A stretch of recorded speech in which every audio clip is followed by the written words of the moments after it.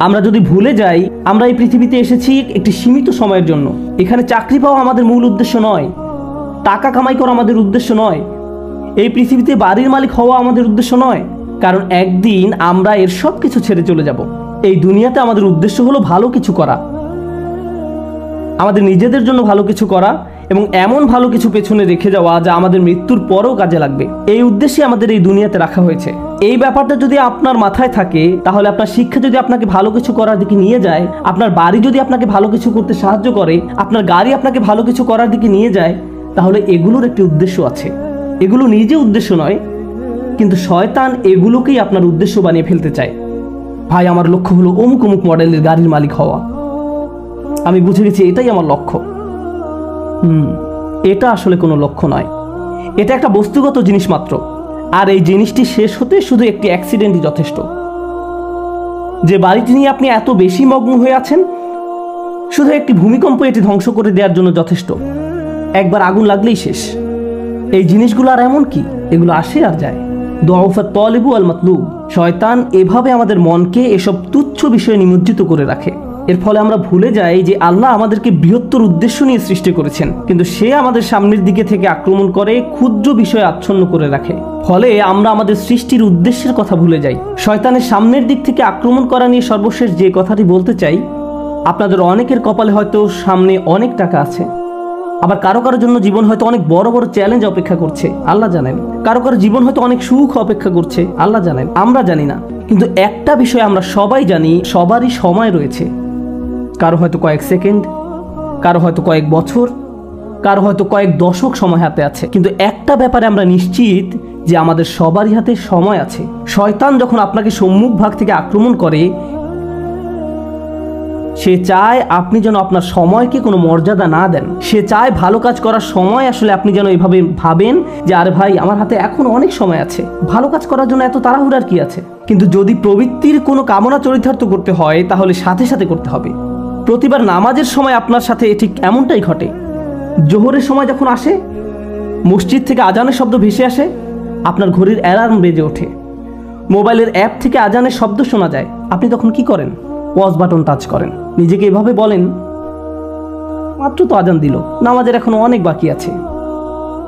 আর video game খেলতে হলে এখনই, সিনেমা নাটক দেখতে হলে এখনই, কিন্তু নামাজ পড়তে হলে সময় বাকি আছে, এখনো অনেক সময় বাকি আছে। ভার্সিটিতে ক্লাসের ফাঁকে যদি আপনি কিছুটা সময় পেয়ে থাকেন, ব্যাগে কোরআন আছে, তখন ইচ্ছা করলে ব্যাগ খুলে কোরআন পড়তে পারেন। পরে, এখন না, আমি তো পড়বো কিন্তু এখন না।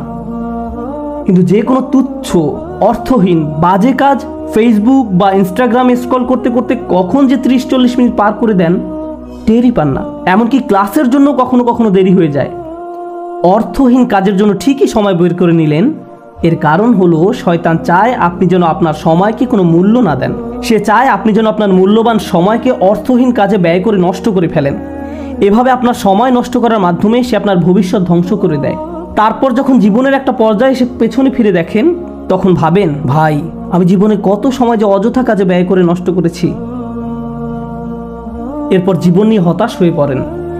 এই খেলাটাই শয়তান আমাদের সাথে খেলে। এভাবে শয়তান বিভিন্ন কৌশলে সামনের দিক থেকে আমাদের আক্রমণ করে। আমি আল্লাহর কাছে দোয়া করছি, আল্লাহ যেন আমাদেরকে এইসব আক্রমণ থেকে সতর্ক থাকার তৌফিক দান করেন, এবং আল্লাহ আযজা ওয়া জাল্লা কখনো যেন আমাদের সেসব লোকদের অন্তর্ভুক্ত না করেন যারা বাস্তবতাকে তার প্রকৃত রূপে চিনতে ব্যর্থ হয়। রাসূলুল্লাহ সাল্লাল্লাহু আলাইহি সাল্লাম বলছেন, ও আল্লাহ, আমি চাই আপনি আমাকে বাস্তব বিষয়সমূহ আসলেই যেমন তেমনভাবেই দেখান। এটা আমার শেষ উপদেশ। কিভাবে আমরা শয়তানের এই আক্রমণগুলো মোকাবেলা করব? প্রথমে এগুলো শনাক্ত করতে হবে, তারপর আমাকে আপনাকে ক্রমাগত বাস্তব বিষয়গুলোর প্রকৃত রূপ খতিয়ে দেখতে হবে। আমাদের মোবাইলের অ্যাপগুলো চালাতে গেলে আমরা শুধু ইউজার ইন্টারফেস যেমন গ্রাফিক্স, মেনু ইত্যাদি দেখতে পারি, কিন্তু এগুলো আসলে প্রকৃত অ্যাপ নয়। এর পেছনে সোর্স কোড আছে, আপনি সেই কোড দেখতে পান না, আপনি শুধু ফ্রন্ট এন্ড দেখতে পান। ঠিক তেমনি বাস্তব জগতে যা কিছু দেখতে পান তা শুধু উপরের অংশ দেখতে পান, শুধু কভার দেখতে পান, কিন্তু এর পেছনে অন্য আরেক বাস্তবতা রয়েছে, এর পেছনে ইঞ্জিন রয়েছে। সমস্যা হলো আমরা কোনো কিছুর বাহ্যিক রূপ দেখে এর মূল্যায়ন করি, এর পেছনে যা আছে সেটাই যে আসলে মূল্যবান আমরা তা জানার চেষ্টাও করি না। কোরআন এই কাজটাই করে। কোরআন শুধু এই দুটি চোখ দিয়ে দেখতে বলে না, এখানেও আরও এক সেট চোখ রয়েছে। লাহুম আয়ুনুন লা ইউবসিরুনা বিহা, তাদের চোখ রয়েছে কিন্তু তা দ্বারা তারা দেখে না, অর্থাৎ তারা আসল রূপ দেখে না, তারা শুধু বাহ্যিক ব্যাপারটা দেখে।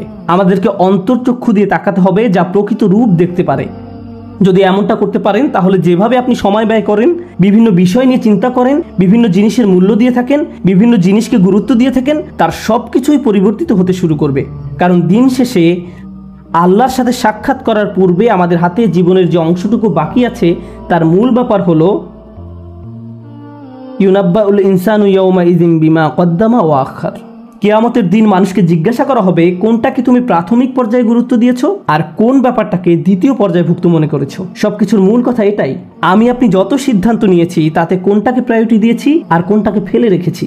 আর শয়তান এখানেই ঝামেলা তৈরি করতে চায়। সে আমাদেরকে ভুল ব্যাপারে অগ্রাধিকার দিতে প্ররোচিত করে। সে চাইবে আমরা যেন সত্যিকারের গুরুত্বপূর্ণ কাজটা ফেলে রাখি। আমরা দোয়া করি আল্লাহ যেন আমাদেরকে সেসব মানুষের অন্তর্ভুক্ত করেন যারা কাজের ক্ষেত্রে সঠিক অগ্রাধিকার নিশ্চিত করতে পারে, এবং শয়তানের কুমন্ত্রণা যেন আমাদেরকে আমাদের উদ্দেশ্য থেকে বিচ্যুত করে না দেয়। বারাকাল্লাহু লি ওয়া লাকুম ফিল কুরআনিল হাকিম ওয়া